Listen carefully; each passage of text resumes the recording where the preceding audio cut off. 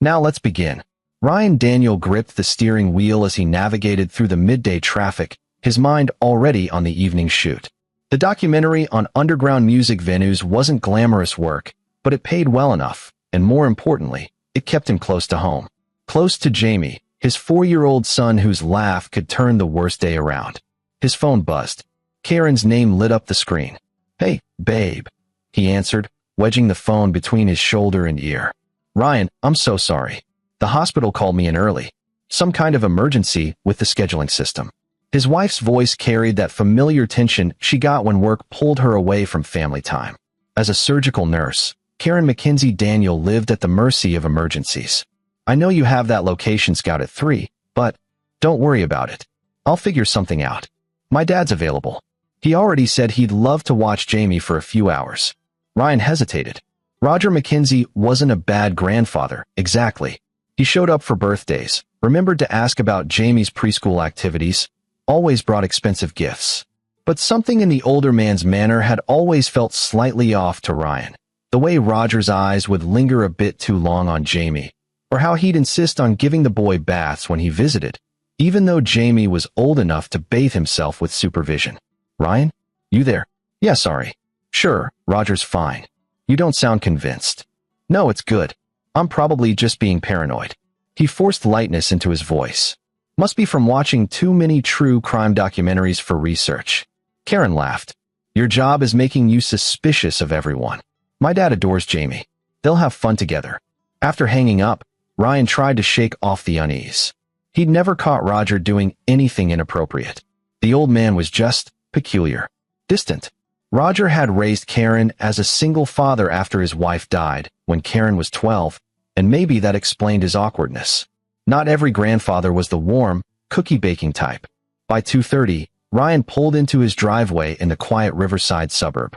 Their house sat on a corner lot, a modest 2-story with a fenced backyard that bordered the Peck's property. Roger's silver Mercedes was already parked out front. "Daddy," Jamie launched himself off the porch, nearly tripping on his light-up sneakers. Ryan scooped him up, breathing in the scent of apple shampoo. "Hey, buddy, you ready to hang out with Grandpa Roger for a bit? He said we're going to do something special." Jamie's brown eyes sparkled with excitement. "A surprise." "Oh yeah? What kind of surprise?" "He said it's a secret. Just for us." Something cold slithered through Ryan's gut, but Roger emerged from the house before he could probe further. The older man was tall and lean, his silver hair precisely combed, wearing khakis and a polo shirt that looked freshly pressed despite the casual setting. "Ryan, right on time." Roger's smile didn't quite reach his pale blue eyes. "Karen said you need to be gone by 3? Location scout across town. Should be back by 6:30, 7 at the latest." Ryan set Jamie down, then crouched to his son's level. "You be good for Grandpa, okay? Mind your manners." "I will, Daddy." Ryan straightened, meeting Roger's gaze. "Call me if anything comes up." "Anything at all." "Of course." Roger's hand settled on Jamie's shoulder, fingers curling slightly. "We'll be just fine. Won't we, champ?" Jamie nodded enthusiastically, and Ryan forced himself to walk back to his car. This was ridiculous. Roger was family. Karen trusted him completely. Ryan was just on edge from too many late nights editing footage of society's underbelly. Still, he sat in the car for a moment longer than necessary, watching through the windshield as Roger led Jamie back inside. The door closed, and Ryan started the engine. The location scout took longer than expected. The venue owner wanted to negotiate terms, then insisted on showing Ryan every inch of the space, while sharing rambling stories about bands that had played there in the 90s. By the time Ryan escaped, it was nearly 6. He was 15 minutes from home when his phone rang. Penny Peck's name flashed on the screen. His neighbor rarely called. They exchanged friendly waves and occasional small talk about lawn care, but that was the extent of their relationship. "Hello? Ryan? Ryan, you need to get home. Right now." Penny's voice was shrill, bordering on panic. "What's wrong? Is it Jamie?" I don't know how to explain. Just come home. Please. Hurry." "Penny, what did you see?" "Through your window. The one facing my kitchen. I was doing dishes and I looked over and I saw." Her voice broke. "Just come. I already called my husband. He's on his way home too. Just please hurry." The phone went dead. Ryan's hands tightened on the wheel as he swerved into the left lane. accelerating past the speed limit. His mind raced through possibilities, each worse than the last. Jamie hurt. Roger having a medical emergency. A break-in. Or something else. Something that explained why Penny sounded terrified instead of just concerned. He ran 2 red lights and nearly sideswiped a pickup truck. The suburban streets blurred past. His street. His house. He barely remembered to put the car in park before he was out, sprinting toward the back door, because it was closer and he didn't want to waste seconds. The door was unlocked. He burst through into the kitchen, and the house was quiet. Too quiet. No TV sounds. No laughter. Jamie. His voice echoed. Roger.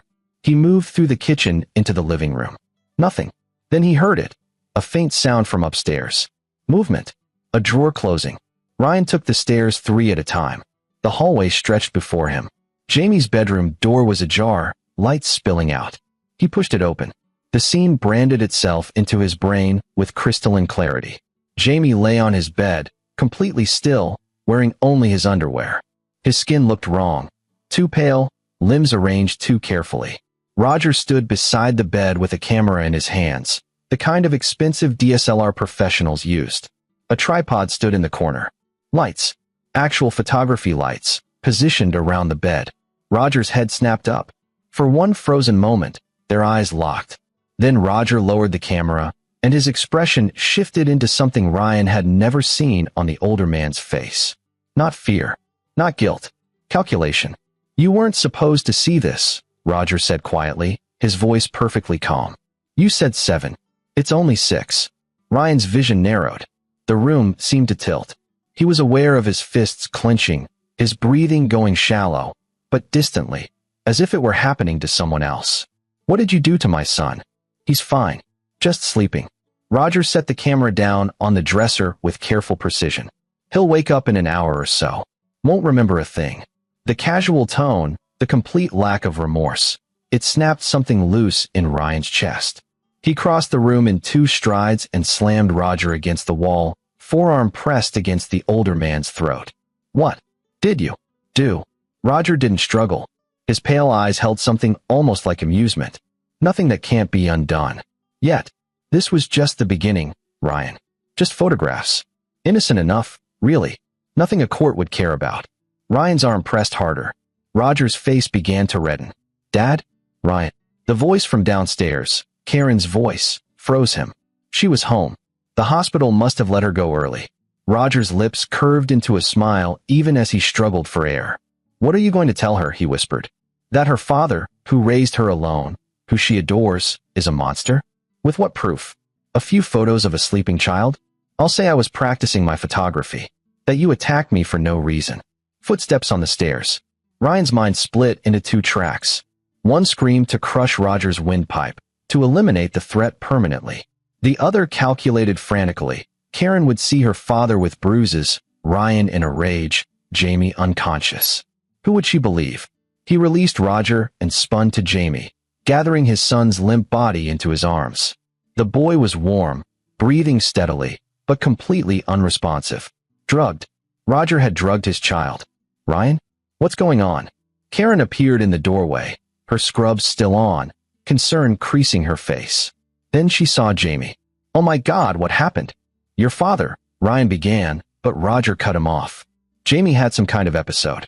Roger's voice was rough from the pressure on his throat, but steady. He rubbed his neck, the redness already visible. He just collapsed.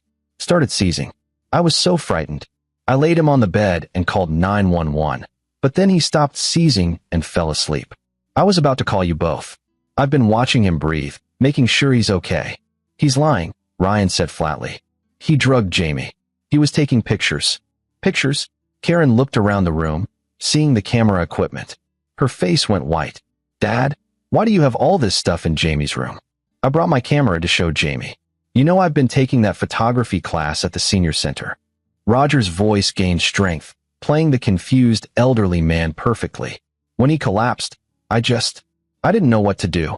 I suppose I should have moved everything, but I was focused on Jamie, making sure he was breathing.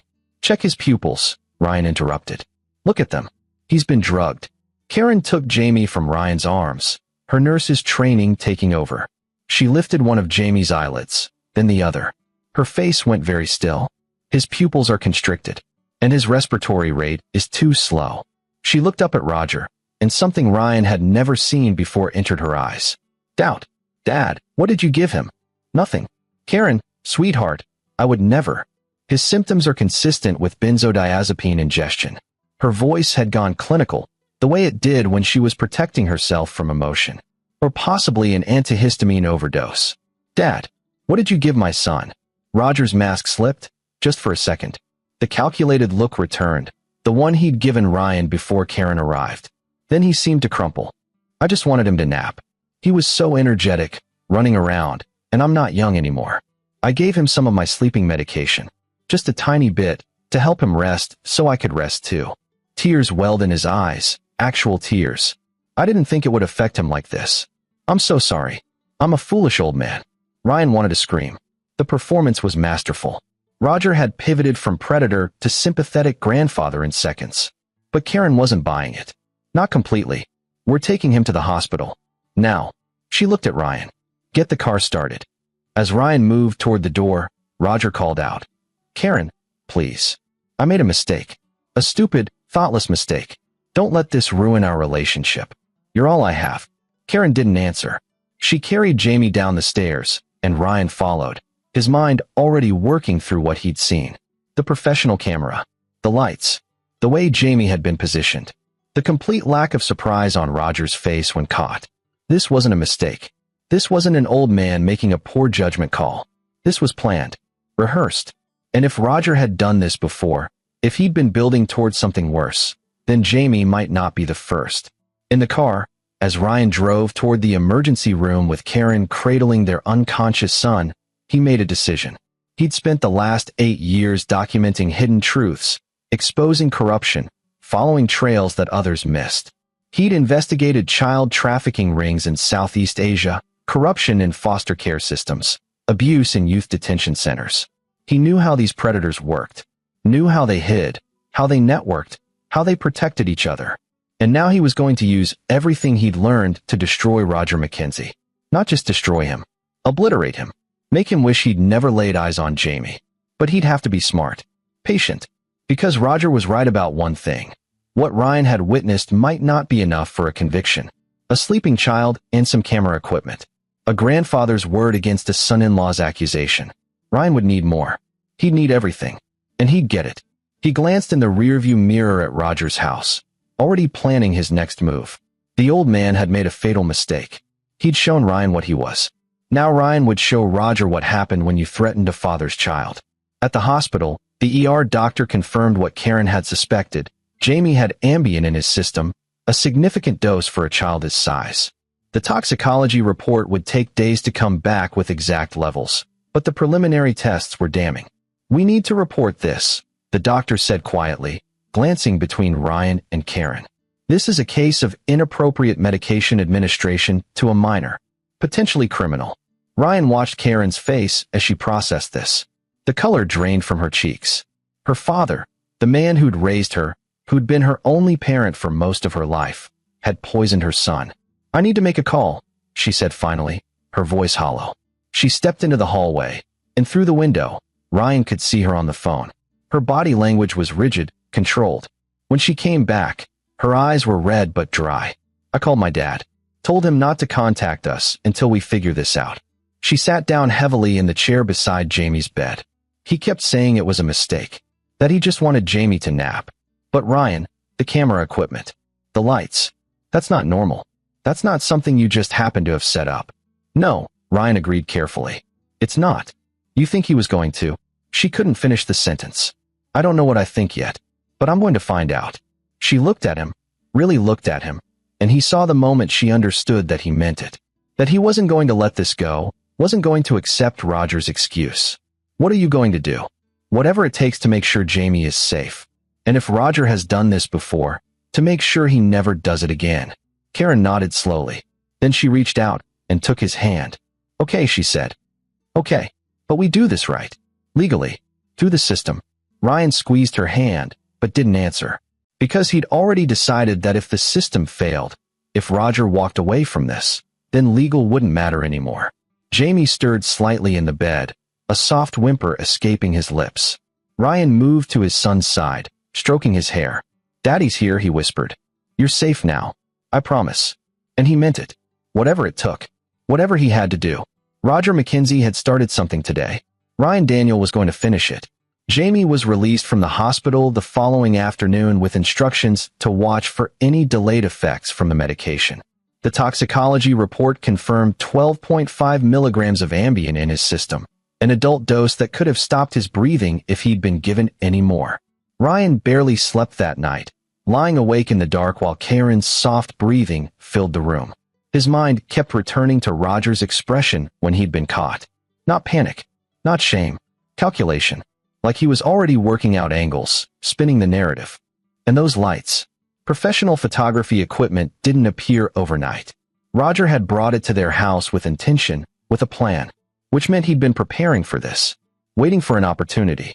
The thought made Ryan's skin crawl. By dawn, he was in his home office, the converted spare bedroom where he kept his editing equipment and research files. He opened his laptop and started a new document, labeling it simply RM Investigation. First, the basics. Roger McKenzie, 68 years old. Retired accountant from a mid-sized firm in Sacramento, though he'd moved to Riverside 5 years ago to be closer to Karen. Widowed. No criminal record. Ryan had already checked that. On paper, Roger was clean. But Ryan had learned long ago that predators didn't always leave official trails. They were careful, patient. They built respectable facades and hid behind them. He pulled up Roger's social media. Minimal presence, a Facebook account with sparse posts, mostly shared articles about photography and comments on Karen's photos. LinkedIn showed his career history, 32 years at the same accounting firm, steady progression to senior accountant, retired with full pension. Surface level, everything looked normal. Ryan dug deeper. He cross-referenced Roger's name with news archives, court records, anything that might show a pattern. Nothing. Then he tried a different approach, looking at the photography angle. Roger had mentioned a senior center class. Ryan found the Riverside Senior Center's website and called their main number.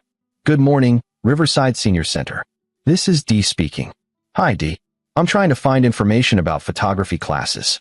My father-in-law, Roger McKenzie, mentioned he was taking one." "Oh, Mr. McKenzie. Yes, he was in our Introduction to Digital Photography course last fall. Lovely gentleman. Very dedicated student. He's not taking classes anymore. Well, the intro course ended in December. We offered an intermediate course this spring, but he didn't enroll. Said he wanted to practice on his own for a while." Dee's voice brightened. "Is he thinking about coming back? We'd love to have him. He had a real eye for composition." "What kind of subjects was he photographing?" "Oh, the usual for beginners. Landscapes, still life, that sort of thing. We did a whole unit on portrait photography too. He was particularly interested in that section." Ryan's stomach tightened. Did he bring models? Or photograph other students? "No, actually. He said he wanted to practice with his grandson. Brought in some lovely photos of a little boy. That must be your son. The instructor said he had a natural talent for child photography. Very patient, very good at capturing candid moments." "Right. Thank you for your time." Ryan hung up, his hand trembling slightly. Roger had been practicing, learning how to photograph children specifically, and he'd been showing photos of Jamie to a class full of people, normalizing it, building a cover story. This wasn't opportunistic. This was methodical. He spent the next 3 hours searching through predator databases, cross-referencing techniques, reading case files from his own documentary research. There was a pattern to how these men operated. They tested boundaries gradually, started with fully clothed photos, normalized the camera around the child, then progressively pushed further. The question was, had Roger pushed further before Jamie? Had there been other children? Ryan opened a new tab and searched for Roger's previous address in Sacramento. A house in a quiet suburb, sold 5 years ago when he moved to Riverside. Ryan pulled up property records, then used satellite view to scan the neighborhood. Several houses with swing sets. Young families. Lots of potential targets. He needed to know if anyone had reported anything. But police reports weren't public unless they resulted in charges, and Roger had no record. Ryan would have to go around official channels. He checked the time, 9 a.m.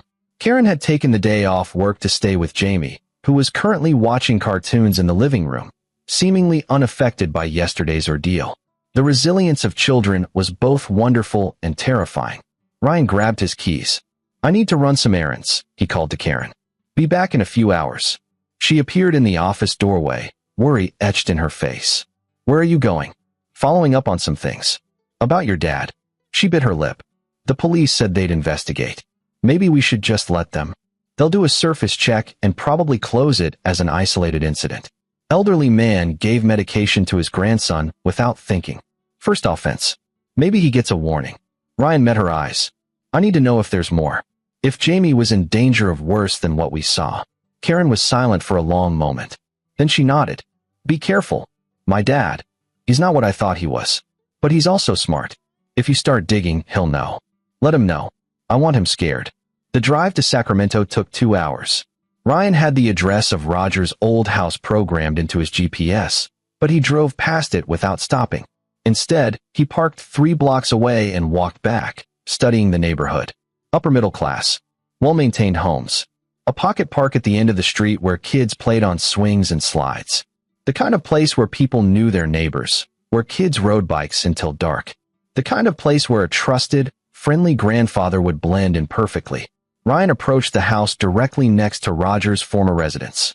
A woman in her 50s answered the door, suspicious until he explained he was doing research for a documentary about neighborhood safety. "I'm talking to longtime residents about community dynamics, criminal activity, anything unusual that's happened over the years. I understand a Roger McKenzie used to live next door?" Her expression shifted, not recognition of the name, but something else. Discomfort. "He moved away several years ago," she said carefully. "Did you know him well?" "Not really. He kept to himself mostly. Quiet neighbor." She started to close the door. "Did he ever interact with children in the neighborhood?" She froze. For a second, Ryan thought she'd slam the door. Instead, she studied him, really looked at him. "Why are you really asking about Roger?" Ryan made a decision. "Because he drugged my 4-year-old son and was photographing him. And I need to know if my son was the first." The woman's face went pale. She glanced back into her house, then stepped outside, pulling the door mostly closed behind her. "My daughter was friends with a girl who lived across the street. Margie Downs. Sweet kid. When she was about 7, she started acting strange. Nightmares. Didn't want to play outside. My daughter said Margie told her that Mr. Roger made her feel weird, but she wouldn't explain what that meant. Did anyone report it?" Margie's parents asked Roger about it. He said he'd just been friendly, that maybe the girl was going through a phase. The parents believed him. Roger seemed so harmless. She wrapped her arms around herself. A few months later, Margie's family moved away. My daughter lost touch with her. "Do you remember Margie's last name?" "Her parents' names. The Downs family. Christine and Michael Downs. I don't know where they went." Ryan got Michael Downs' contact information from a public record search and called him that afternoon from a coffee shop parking lot. The man was wary at first, but when Ryan explained about Jamie, there was a long silence. "Mr. Downs? Are you still there? We should have reported him." The man's voice was thick with old guilt. But Margie couldn't tell us exactly what happened. She just said Mr. McKenzie played picture games with her. We asked Roger, and he said he'd let her pose for some photography practice shots in his yard. Said it was innocent. We wanted to believe him. "Did he ever show you the photos?" "No. He said he deleted them because he didn't want to make us uncomfortable. At the time, we thought that was considerate." Now, Downs exhaled shakily. "Is your son okay?" "Physically, yes. But Downs, I need to know, was there anyone else? Any other kids Roger showed interest in?" "There was a boy, younger than Margie. I saw Roger talking to him at the park a few times. The kid's family moved too, about 6 months after we did. Different direction. I always wondered." Ryan got those names too. Then another lead, and another.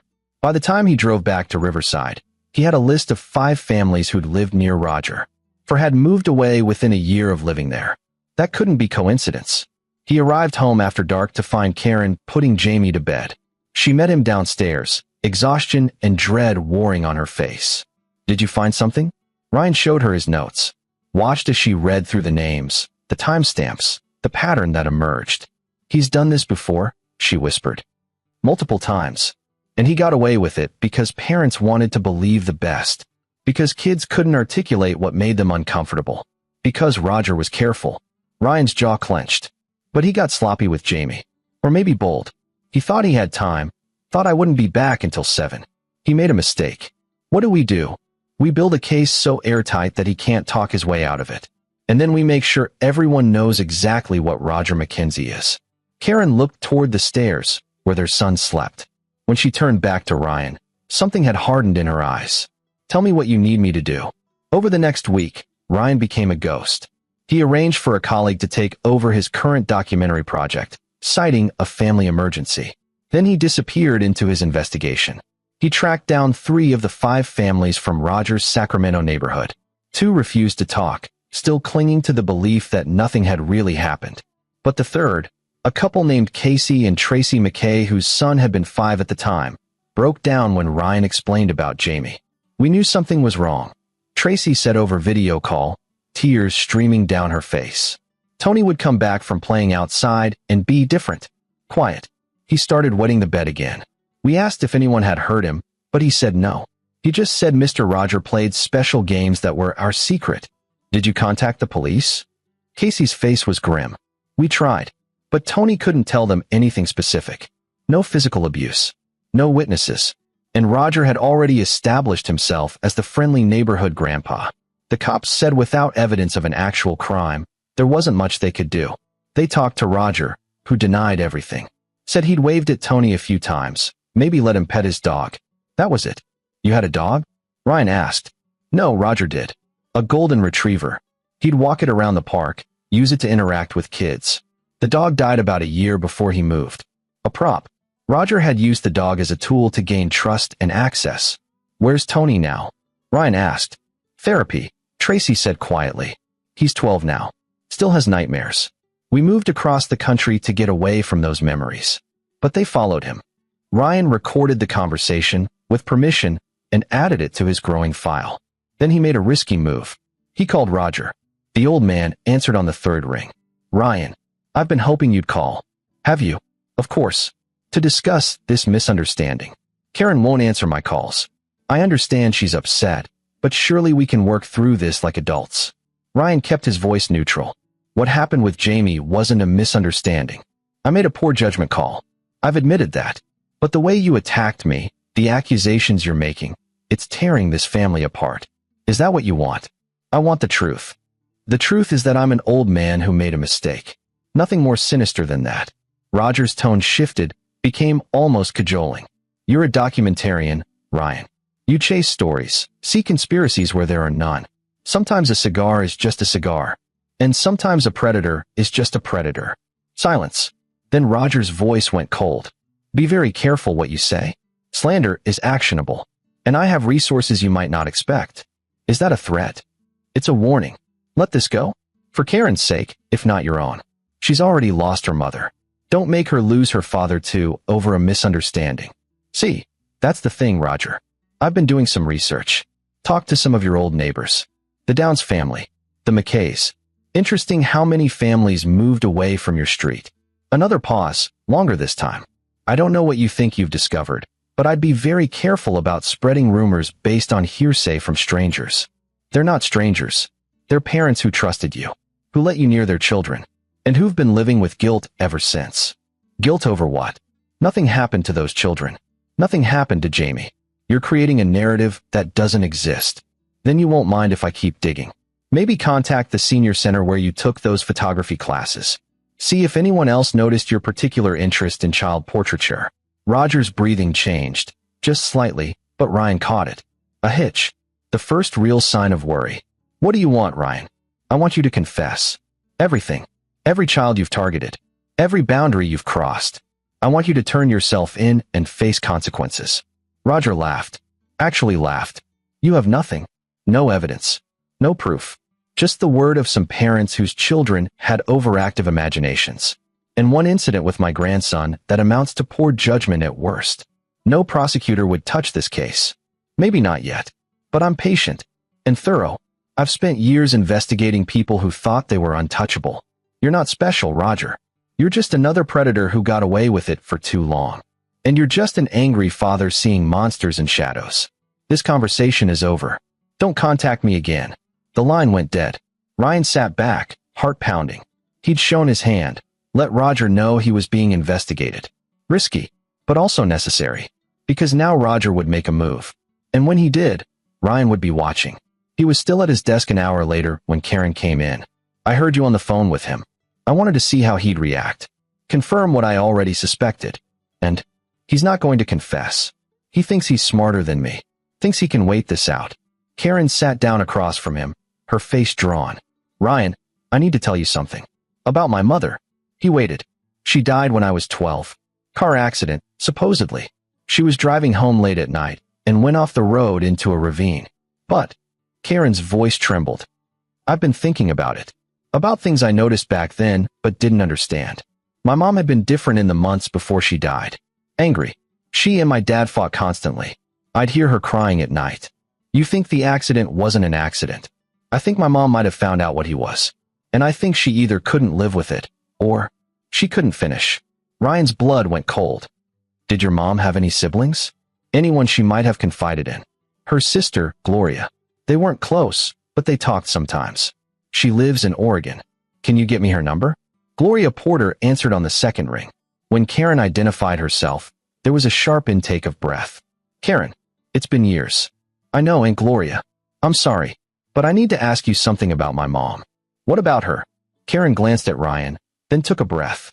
Did she ever say anything to you about my dad? About being worried about him?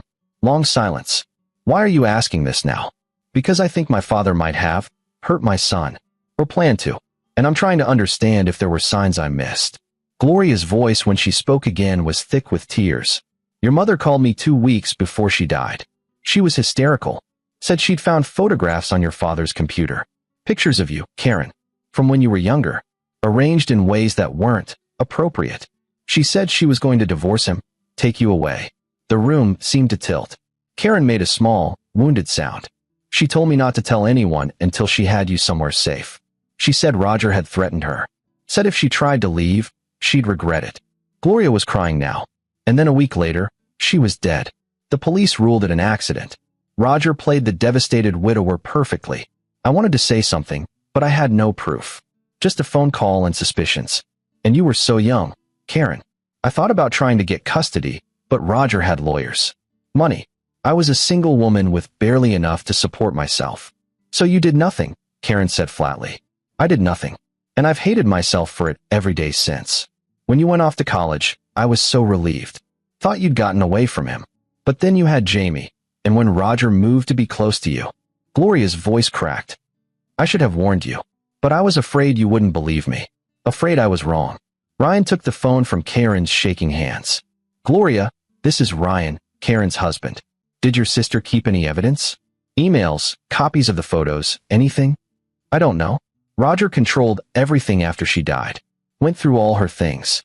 If there was evidence, he would have destroyed it. Unless he hadn't. Unless Roger had kept it, the way predators often did. Trophies. Insurance.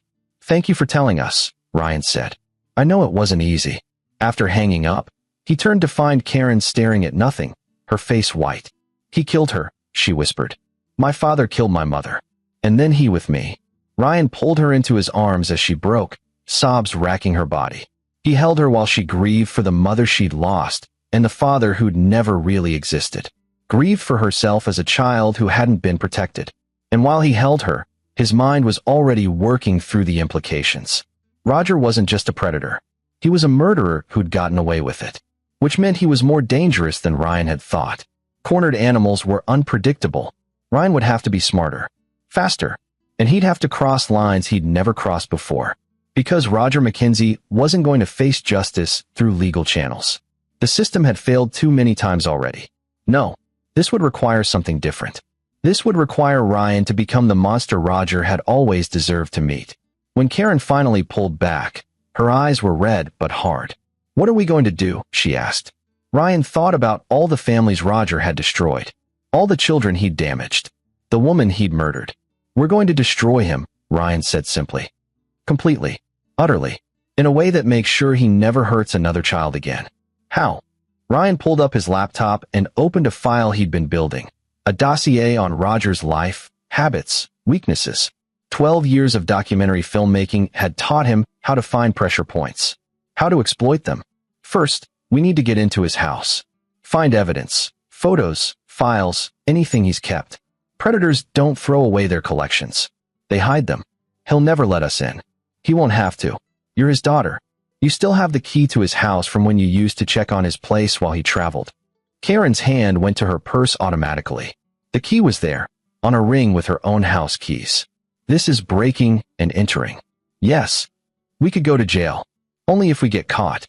And only if what we find isn't damning enough to justify it. Ryan met her eyes. I won't ask you to do this. It's your father. If you want to walk away. He's not my father, Karen said, her voice like steel. Fathers protect their children. Whatever Roger is, he stopped being my father a long time ago. Maybe he never was. She stood, key in hand. When do we go? Ryan checked the time. 8 p.m. Roger was a creature of habit. Karen had mentioned he attended a weekly poker game on Thursday nights. Didn't get home until midnight. Tomorrow night. We'll have about 4 hours. That should be enough. They spent the next day preparing. Ryan reviewed his documentary equipment, selecting a small camera with night vision capability and a portable hard drive with maximum storage. He printed out photos from his files, pictures of the families Roger had targeted, and made copies of the statements he'd collected. If they found evidence, they'd need to document everything perfectly. Chain of custody might not matter in court. They'd obtained it illegally, but it would matter in the court of public opinion. Because that was Ryan's real plan.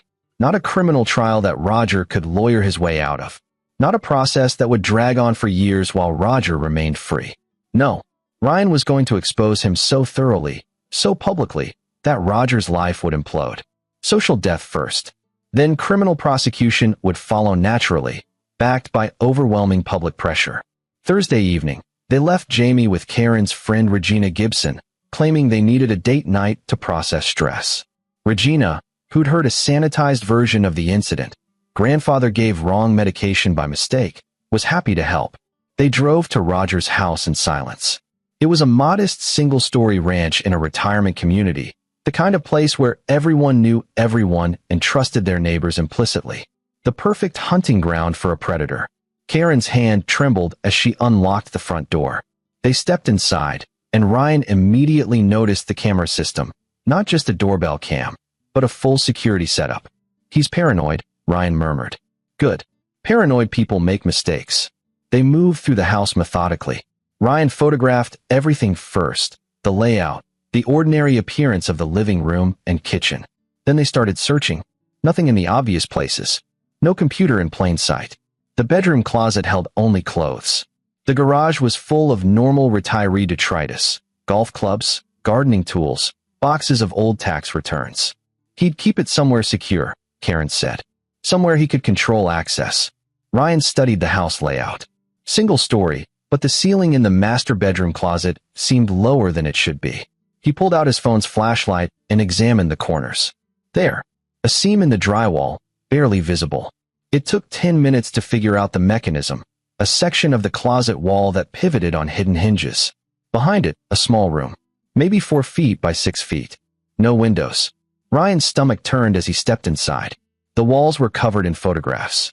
Not just photos, a timeline. Children's faces arranged chronologically, spanning decades. Some looked like school photos. Others were candid shots, clearly taken without the subjects knowing. Still others. Oh God, Karen whispered from behind him. The later photos in each sequence showed children in various states of undress. Posed. Positioned. All asleep or unconscious. Jamie's face stared back at them from the most recent section. Only 2 photos so far, both from the day Ryan had interrupted. But there was a gap beside them. Space left for more. Ryan's hands shook as he started photographing everything with his camera. Every wall. Every image. Metadata showed dates going back 40 years. This can't all be him, Karen breathed. Some of these kids are from the 70s. Ryan zoomed in on a photo from 1978. A young girl, maybe 6, posed in a nightgown. Asleep. The quality suggested film photography, converted to digital later.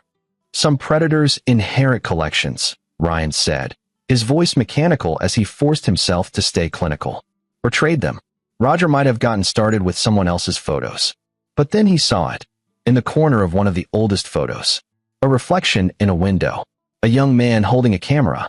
Roger, decades younger, but unmistakable. He's been doing this his entire life, Karen said. That's why my mother, she must have found this room. Seen these photos. Ryan kept photographing, documenting every detail. There had to be 50 children here. Maybe more. Some sequences had only a photo or two. Others had dozens, showing progression over months or years. His documentary training kicked in. He noted patterns, details, anything that might identify victims or locations. Several photos showed the same bedroom, suggesting Roger had set up a dedicated space in a previous home. Others were clearly taken in different houses.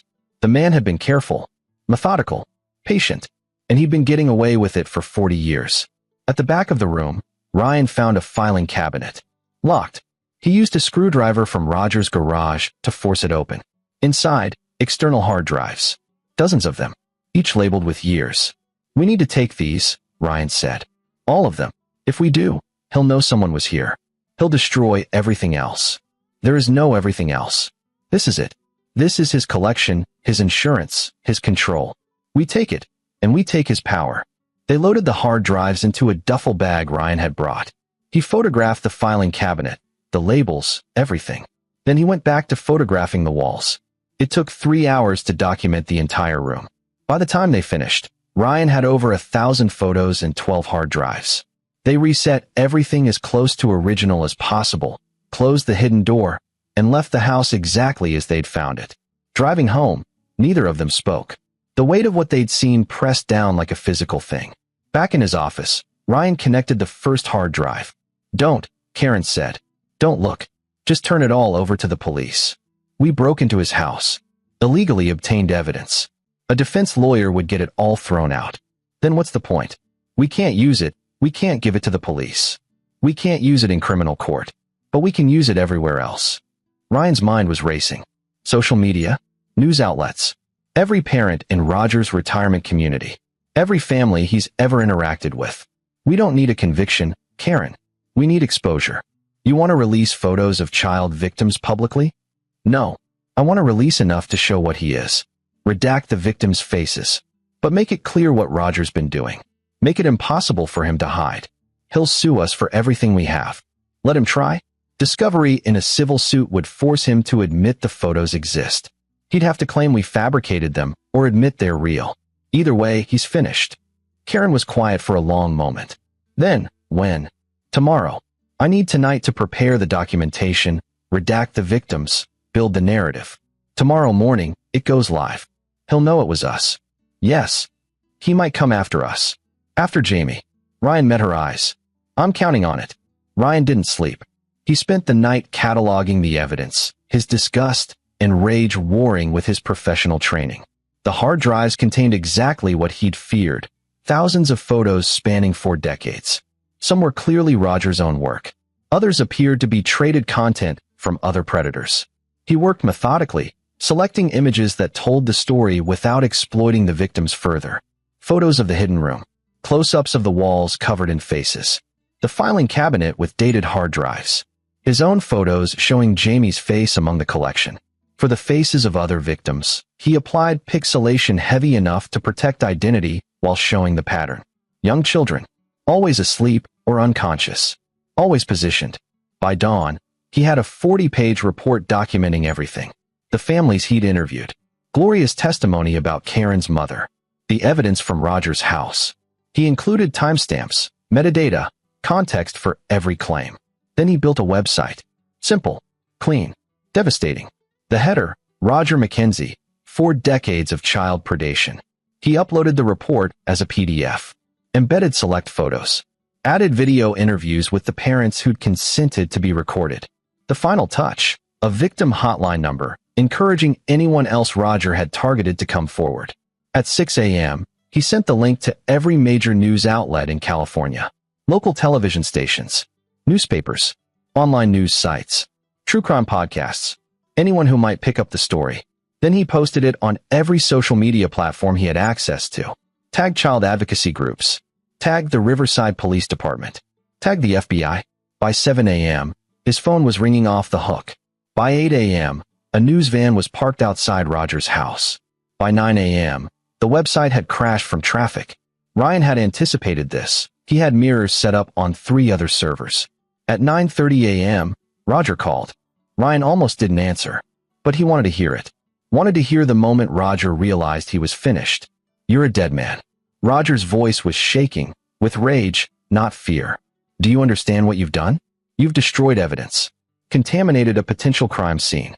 You've committed multiple felonies. So have you. For 40 years. Those photos are fake. Fabricated. I'll prove it. And then I'll sue you for everything. Your house.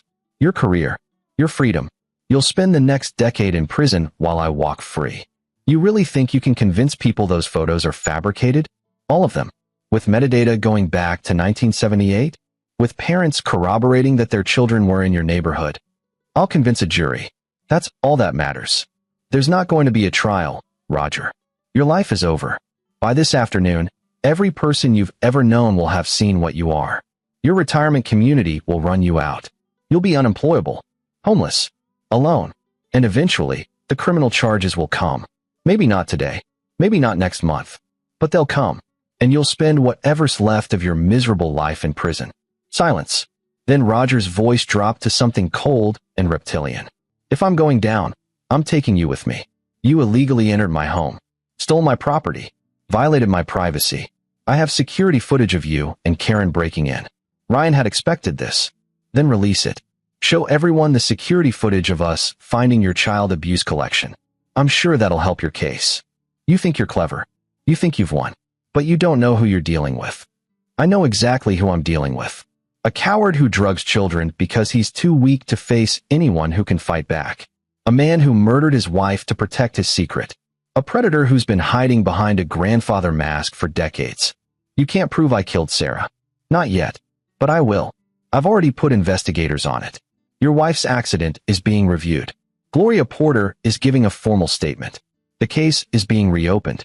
That wasn't entirely true. Ryan had contacted the Sacramento Police Department, but they'd been non-committal about reviewing a 20-year-old closed case. Still, the threat was enough. Roger's breathing was ragged. This isn't over. Yes, it is. Goodbye, Roger. Ryan hung up and blocked the number. By noon, 3 different news stations had picked up the story. They couldn't show the explicit photos, but they showed Roger's house, the news trucks gathered outside, snippets from Ryan's interviews with parents.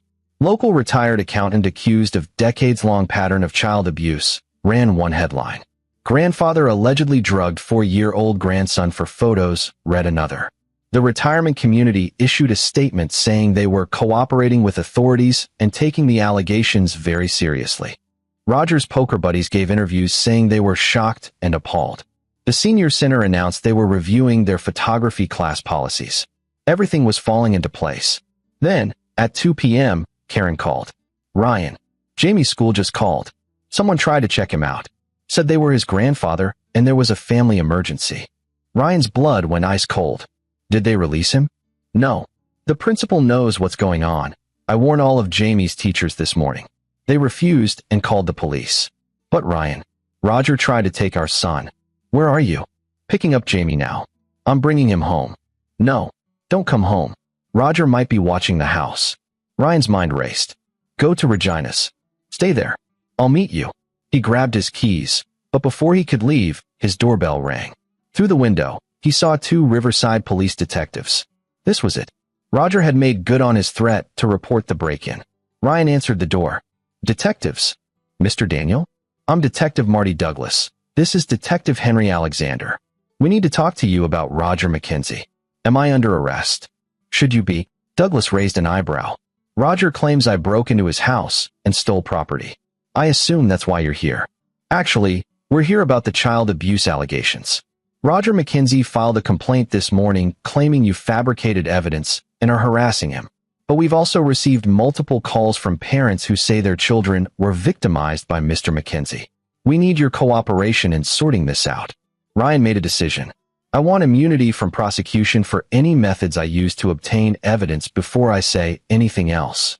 Alexander and Douglas exchanged glances. That's not something we can promise, Alexander said. But if you cooperate fully and the evidence leads to prosecution of Roger McKenzie, we can recommend to the DA that you not be charged. It was the best Ryan was going to get. Come in. He spent 3 hours walking them through everything. The incident with Jamie. the interviews with former neighbors, the discovery of the hidden room, the hard drives. You realize we can't use any of this in a criminal prosecution, Douglas said when Ryan finished. I know, but you can use it to get a warrant. Search his house legally. Find the room yourselves. Seize the hard drives as part of an official investigation. It's still fruit of the poisonous tree. Any defense attorney would argue we only knew to search because of your illegal entry. Then don't mention my illegal entry. Say you received an anonymous tip about Roger McKenzie's activities. Followed up on the tip. Obtained a warrant based on witness statements from the parents I interviewed. Those statements are legitimate. I can have all of them formally recounted to you. Alexander rubbed his jaw. You've thought this through. I've spent 12 years documenting criminal activity. I know how the system works. And I know how it fails. Is that why you went public instead of coming to us first? I came to you after Jamie was drugged. Filed a police report. What happened? Roger claimed it was a mistake. No charges filed. Douglas had the grace to look uncomfortable. That was a different jurisdiction. Sacramento PD. Same result. The system protects people like Roger because he's careful. He doesn't leave obvious evidence. He grooms trust. By the time anyone realizes what's happening, it's too late and there's no proof. Ryan leaned forward. So yes, I went public. Because public pressure is the only thing that guarantees action. You've complicated things, Alexander said. But I can't say I blame you. They left with copies of Ryan's documentation and promises to obtain legal warrants. Ryan immediately called Karen. Police just left. They're going after Roger, but it's going to take time. Where are you? Still at Regina's. Jamie's asking why we can't go home. Tell him it's an adventure. We're going to stay somewhere else for a few days. Ryan, you're scaring me. Roger tried to abduct Jamie. He's desperate. Desperate people are dangerous. Ryan grabbed his go bag. He'd prepared one that morning with clothes, cash, and copies of all his evidence. Pack a bag. I'm booking us a hotel outside the city. We stay there until Roger is in custody. They spent 3 days at a Holiday Inn 40 miles from Riverside. Ryan monitored news coverage obsessively. The story had gone national. CNN picked it up. Then MSNBC. Fox News ran a segment. Roger's face was everywhere. On day 2, the police executed their warrant. They found the hidden room exactly as Ryan had described it. Seized 17 hard drives. Roger must have had backups Ryan hadn't found.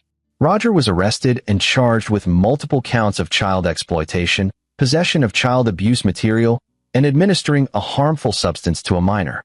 His bail was set at $2 million. He couldn't make it. Ryan watched the perp walk on television. Roger, in handcuffs, his face haggard. Reporters screaming questions. Cameras flashing. It should have felt like victory. But Ryan knew it wasn't over. The preliminary hearing was set for 3 weeks out. Roger's defense attorney, a high-priced criminal lawyer named Dennis Murray, immediately filed motions to suppress evidence, claiming illegal search and seizure. Ryan's anonymous tip was scrutinized, but the witness statements from parents held up, providing probable cause independent of Ryan's break-in. Most of the evidence was ruled admissible. Meanwhile, Ryan's website had spawned a movement. Dozens of people came forward with stories about Roger. Some were credible, others were likely opportunistic. But the credible ones painted a pattern spanning 45 years, starting when Roger was in his early 20s. A childhood neighbor remembered Roger as a teenager who'd been too interested in the young kids on the block. A former co-worker recalled Roger volunteering to organize the company Christmas party's photos with employees' children. A woman named Sally Gill came forward claiming Roger had abused her when she was 9 and he was her mother's boyfriend. She'd never reported it because her mother hadn't believed her. The case against Roger was building into something massive. Federal investigators got involved due to the suspected trading of illegal images across state lines. The FBI seized additional evidence from Roger's email accounts and cloud storage. Karen filed for divorce and got a restraining order. Roger wasn't allowed within 500 feet of her or Jamie. Ryan should have felt relief. The system was finally working. Roger would go to prison for the rest of his life. But then the threat started. First, an anonymous email. You destroyed an innocent man's life. Karma's a bitch. Then a phone call in the middle of the night. Heavy breathing. A whispered, your son is so photogenic. Ryan reported them to the police, but there was no way to trace the source. Then the vandalism. Someone spray-painted liar across Ryan's car. slashed his tires. Karen grew paranoid, jumping at every sound. Jamie had nightmares. Ryan installed a security system that rivaled Fort Knox. Who's doing this? Karen asked after finding a dead rat on their doorstep. Roger has friends. People who either believe he's innocent or people involved in the same activities who see him as a liability. Ryan cleaned up the rat, his jaw clenched. They want us scared. Want us to recant. We can't recant. The evidence. I know. But they don't care about evidence. They care about intimidation. The harassment escalated. Someone hacked Ryan's email and sent messages to his professional contacts claiming the documentary maker had fabricated evidence for publicity. Ryan lost 3 contracts. His bank accounts were targeted. Fraudulent charges appeared, requiring hours on the phone to resolve. Someone called Child Protective Services, claiming Ryan and Karen were unfit parents. The investigation was closed quickly, but the stress took its toll. We can't live like this, Karen said after the CPS visit. Jamie is terrified. I'm terrified. Just a little longer. Until the trial. And then what? Roger gets convicted and goes to prison, but his network stays out there? These people won't stop. She was right. Ryan had exposed one predator, but in doing so, he'd made enemies of everyone who wanted Roger's activities to stay hidden. He needed to do more than just put Roger in prison. He needed to dismantle the entire network. Ryan spent the next week digging through the hard drives again, this time looking for patterns in the traded images. Metadata showed files coming from multiple sources. Email addresses embedded in the photos' properties. IP addresses from forums where the images had been shared. He compiled a list of 30 suspected individuals. Some were just email addresses. Others had enough information to identify them. Ryan turned the list over to the FBI. Then he did something riskier. He went on national television. The interview was with a major news program. Ryan, Karen, and one of the parents Roger had victimized sat across from the interviewer. Mr. Daniel, you've been accused by Roger McKenzie's defense team of fabricating evidence and pursuing a vendetta. How do you respond? Ryan looked directly into the camera. Roger McKenzie is not a victim. He's a predator who spent 45 years abusing children. The evidence against him is overwhelming. But he's not alone. There's a network of people like him, and they're trying to discredit me to protect themselves. What network are you referring to? The FBI has a list of 30 individuals who appear to have traded illegal images with Roger McKenzie. Some are being investigated now. Others are trying to intimidate my family into silence. But we won't be silenced. Every single person involved in exploiting children needs to face justice. The interview went viral. Within days, 2 more arrests were made.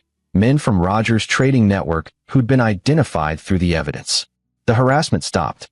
Not because the network had given up, but because Ryan had made himself too visible. Anything that happened to him now would draw immediate scrutiny. Finally, the trial date arrived.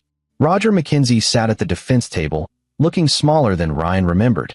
Prison had aged him. Or maybe the mask had just slipped completely, revealing the pathetic creature underneath. The prosecution's case was methodical. They showed the photos from the hidden room, redacted to protect victims, but damning nonetheless.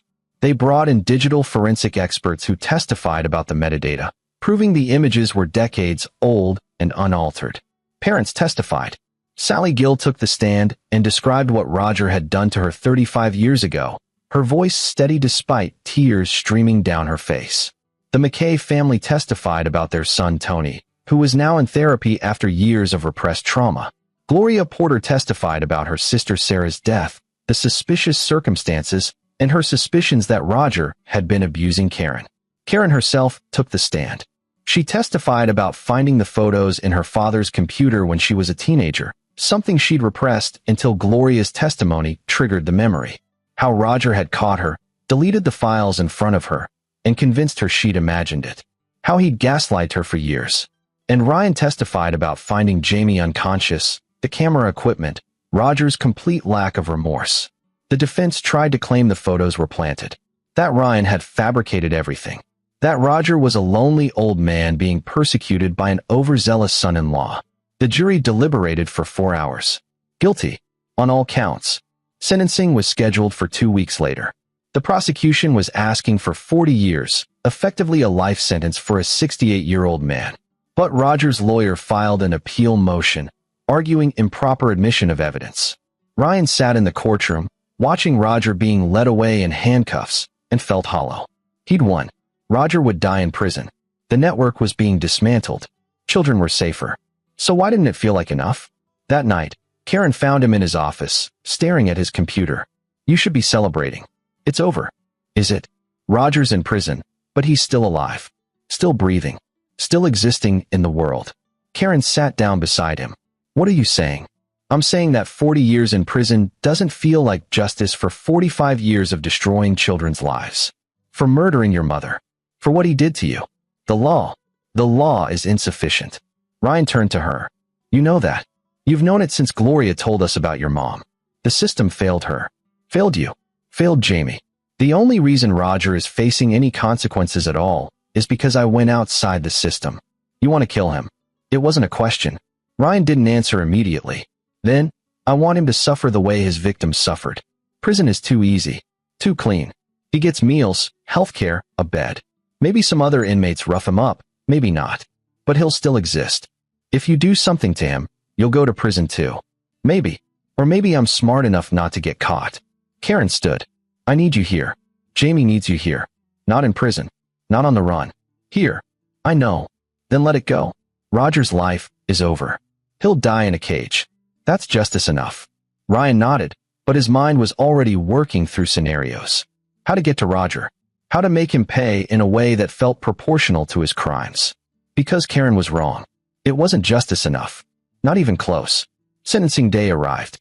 Roger was brought into the courtroom in an orange jumpsuit, shackled at the wrists and ankles. He looked diminished. Weak. The judge was a stern woman in her 50s named Judge Christine McPherson. She'd presided over the trial with no-nonsense efficiency, shutting down the defense's theatrics quickly. Mr. Mackenzie, you have been found guilty of 17 counts of child exploitation, 12 counts of possession of child abuse material, and 1 count of administering a harmful substance to a minor. Before I impose sentence, do you have anything to say? Roger stood slowly. His lawyer tried to guide him, but Roger waved him off. Your Honor, I maintain my innocence. These charges are the result of a coordinated campaign by my son-in-law to destroy my reputation. The evidence was fabricated, planted, or obtained through illegal means. I am an old man who made the mistake of loving his grandson too much. If that's a crime, then I suppose I'm guilty. But I am not the monster I've been portrayed as. Ryan's hands clenched into fists. Even now, Roger couldn't admit the truth. Couldn't show remorse. Judge McPherson's expression didn't change. Mr. Mackenzie, I have reviewed all the evidence in this case, including testimony from multiple victims spanning 4 decades. I have seen the photographs you kept as trophies. I have read the psychological evaluations describing you as a textbook predator with no capacity for empathy or rehabilitation. She paused, letting the words sink in. You are a danger to every child you encounter. You have destroyed lives, damaged families, and shown no remorse whatsoever. Your claims of innocence are not only unconvincing, they're insulting to the intelligence of this court and the jury who convicted you. Roger's jaw tightened. I am sentencing you to 40 years in state prison on each count of child exploitation, to run consecutively. An additional 20 years for the possession charges, also consecutive, and 10 years for the drug administration charge. In total, you are sentenced to 730 years in prison. Gasps echoed through the courtroom. Roger swayed on his feet. Additionally, I am recommending you be housed in general population, not protective custody. The prison system can determine if that's feasible from a safety standpoint, but it is this court's recommendation. General population, where child predators were the lowest of the low, where Roger would be a target. The judge wasn't just sentencing him to die in prison. She was sentencing him to hell on earth until he did. Roger was led out of the courtroom, his face ashen. He didn't look at Ryan or Karen. Outside, reporters mobbed them. Ryan gave a brief statement thanking the prosecution and the jury. Then he and Karen escaped to their car. It's really over, Karen said, buckling her seatbelt. Yeah, Ryan agreed. But he was lying. Because 2 days later, Roger was attacked in prison. 3 inmates cornered him in the shower and beat him so badly he spent a week in the prison hospital. Ryan heard about it through a contact in the corrections system, a guard he'd interviewed years ago for a different documentary. The guard sent him a photo of Roger, face swollen, one eye completely shut, arm in a cast. Ryan looked at the photo and felt nothing. No satisfaction. No relief. Just emptiness. It still wasn't enough. The attacks continued. Roger was stabbed in the cafeteria 2 months into his sentence. Survived, but the wound became infected. He developed sepsis and nearly died. Then he was jumped in the exercise yard. Beaten unconscious. After the 3rd attack, prison officials moved him to protective custody, solitary confinement, 23 hours a day in a cell, 1 hour of supervised exercise. Living death. And still, Ryan felt hollow. Karen noticed. You're not sleeping. You barely eat. You're obsessing over him. I'm fine. You're not. You haven't been fine since the trial ended. She took his hand. Roger is suffering. He's in a cage, isolated, beaten. He'll die alone and miserable. That's what you wanted, isn't it? I wanted him erased. Unmade. I wanted his existence retroactively canceled so none of the children he hurt ever had to hurt in the first place. That's impossible. What happened, happened. All we can do is move forward. Ryan knew she was right. But knowing didn't make the rage go away. He threw himself back into work, taking on a new documentary about prison reform. It gave him an excuse to visit correctional facilities, to ask questions, to gather information about how one might get to an inmate in protective custody. Not to kill Roger. That would be too easy. But to make him suffer more. To find the psychological pressure points and exploit them. Ryan learned that inmates in solitary often deteriorated mentally. Hallucinations. Paranoia. Some went catatonic. Others lost the ability to speak. Good. Let Roger's mind eat itself. But Ryan wanted to accelerate the process. He arranged for letters to be sent to Roger. Not from him. That would be too obvious. But from fake supporters who'd then turn on him. Letters that would give hope, then snatch it away. He had accomplices send Roger photos of children with captions like, "Thinking of you," to trigger his obsession while knowing he could never act on it again. Cruel? Yes. But proportional to Roger's crimes? Barely. 6 months into Roger's sentence, the prison psychologist reported that Roger was showing signs of severe mental deterioration. He'd stopped eating, stopped speaking, just sat in his cell, staring at the wall. Ryan heard about it and felt the first stirring of something like satisfaction. Then, 9 months after his sentencing, Roger Mackenzie died. Not from violence. Not from disease. He simply gave up. The autopsy reported malnutrition and dehydration. Roger had refused food and water for 2 weeks. The prison staff had tried to intervene, but Roger had turned his face away, closed his eyes, and willed himself to death. Ryan received the news via email from his contact in the corrections system. He sat at his desk, reading the message twice to make sure he understood. Roger was dead. The monster was gone. He should feel relieved. Victorious. Instead, he felt cheated. Roger had chosen death. Had taken control one last time. Had escaped the suffering Ryan had wanted him to endure for decades. Ryan. Karen appeared in the doorway. Someone from the prison called. They said, "Is it true? Is he really dead?" "Yes." She sat down heavily. "How do you feel?" "I don't know." They sat in silence for a long time. Finally, Karen said, "We should tell Jamie. He's old enough to know his grandfather won't be around anymore." Jamie was 6 now. Old enough to remember that day, though they'd told him a sanitized version. Grandpa Roger had been sick. Had done something bad. Had gone away. They sat Jamie down that evening and told him that Grandpa Roger had died. Jamie processed this with the simple pragmatism of childhood. Is he in heaven? Ryan and Karen exchanged glances. "I don't think so, buddy," Ryan said finally. "I think people who hurt others don't get to go to the good place." "Where do they go?" "Nowhere. They just stop." Jamie seemed satisfied with this answer and went back to his toys. Later, in bed, Karen turned to Ryan. "Do you think it's really over now?" "The criminal case, yes. The civil suits from Roger's victims might take years. The investigation into his network is still ongoing. But for us? For Jamie, I think we can start healing." Ryan wanted to believe that. Wanted to let go of the rage that had consumed him for nearly a year. But a part of him would always carry it. Would always remember walking into Jamie's room and seeing his son unconscious, arranged like a doll for Roger's sick collection. Some things couldn't be forgiven. Some wrongs couldn't be made right. All you could do was make sure they never happened again. "I'm starting a foundation," Ryan said suddenly, "for victims of child exploitation. Therapy funding, legal support, education for parents on recognizing warning signs." Karen smiled, tears in her eyes. Using the settlement money from the civil suit against Roger's estate. Every penny. It's blood money anyway. Might as well use it to do some good. He'd hate that. Knowing his money is going to help the people he hurt. Good. Let him roll in his grave. They fell asleep holding each other, and for the first time in months, Ryan didn't dream of Roger's face. The foundation launched 6 months later. They called it Sarah's Light, in honor of Karen's mother. Within a year, they'd helped 30 families, provided therapy for 50 children, funded 3 separate investigations into suspected predators. 2 more members of Roger's network were arrested and convicted. Ryan continued making documentaries, but now he focused exclusively on exposing exploitation and helping victims. His reputation grew. Awards followed. But the real satisfaction came from the letters he received from parents whose children had been helped by Sarah's Light. Jamie thrived. The therapy worked. By age 8, he had only vague memories of that day. Mostly just remembered being sleepy and then waking up in the hospital. The trauma had been caught early enough to prevent lasting damage. Ryan counted that as the real victory. Not Roger's death. Not his conviction. Not even the dismantling of the network. But Jamie's laugh. His innocence preserved. His childhood reclaimed. That was worth everything. 3 years after Roger's death, Ryan received an unexpected letter.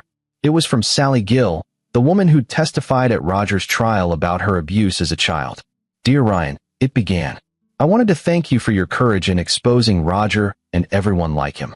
Because of you, I finally felt brave enough to share my story publicly. I've written a book about my experience and the healing process. I hope it helps other survivors. She included a copy of the book. Ryan read it in one sitting, tears streaming down his face. Sally described the decades of shame and self-blame, the therapy, the struggle to trust people, but also the healing, the gradual realization that she wasn't broken, that what happened to her wasn't her fault. And at the end, she thanked Ryan again. You gave me my voice back, she wrote. You showed me that predators can be defeated, that standing up to them, no matter how powerful they seem, is possible. You saved your son, and in doing so, you helped save me too. Ryan set the book down and looked at the photo on his desk. Jamie, now 7, grinning at the camera with a gap-toothed smile. He thought about all the children Roger had hurt over 45 years. All the lives damaged. All the families destroyed. And he thought about the ones they'd saved. The investigations Sarah's Light had funded that stopped predators before they could hurt anyone. The therapy that helped victims heal. The education programs that taught parents to recognize warning signs. Roger McKenzie had left a wake of destruction. But from that destruction, something good had grown. It wasn't redemption. There was no redemption for Roger's crimes. But it was purpose, meaning, a reason for all the pain. Ryan's phone buzzed. Karen, texting. Jamie's soccer game in an hour. Don't forget. He smiled and typed back. On my way. As he drove to the soccer field, Ryan caught sight of his reflection in the rearview mirror. The man looking back was older, harder, scarred by everything he'd seen and done, but also stronger, more focused. He'd gone to war with a monster and won. Not perfectly, not cleanly, but decisively. And in the end, that's what mattered. Roger McKenzie was dead and gone. His network was shattered. His victims were healing. And Ryan Daniel had protected his son. Mission accomplished. At the soccer field, Jamie spotted him and waved enthusiastically from the bench. Ryan waved back, settling into the bleachers next to Karen. He scored 2 goals last game, she whispered proudly. That's my boy. They watched Jamie run onto the field, shouting encouragement with the other parents. Normal. Mundane.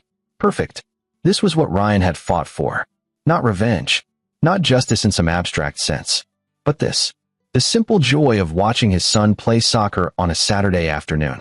Roger had tried to steal it, and Ryan had taken it back. Later, after the game, which Jamie's team won 4-2, they went for ice cream. Jamie chattered about school, about his friends, about the new video game he wanted. Normal kid stuff. Beautiful, ordinary, priceless kid stuff.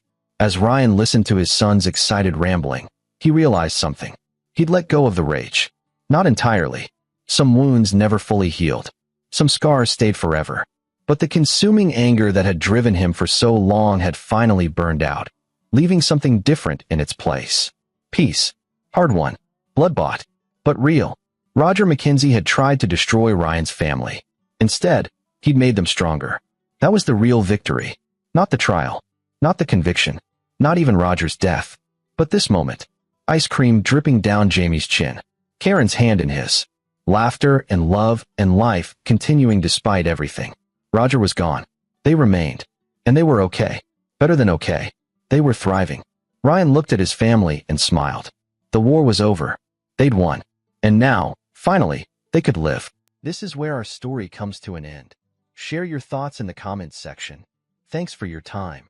If you enjoy this story, please subscribe to this channel. Click on the video you see on the screen, and I will see you there.